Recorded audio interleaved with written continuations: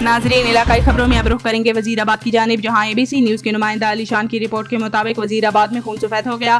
جائیداد ہتھیانے کے معاملے پر بیٹے نے مبینہ طور پر ماں اور بہن کو گھر سے دربدر کر دیا۔ بیوہ ماں کو سنگین نتائج کی دھمکیاں دینے لگا۔ متاثرہ ماں نے انصاف کے حصول کے لیے پریس کلب کا دروازہ کھٹکھٹا دیا۔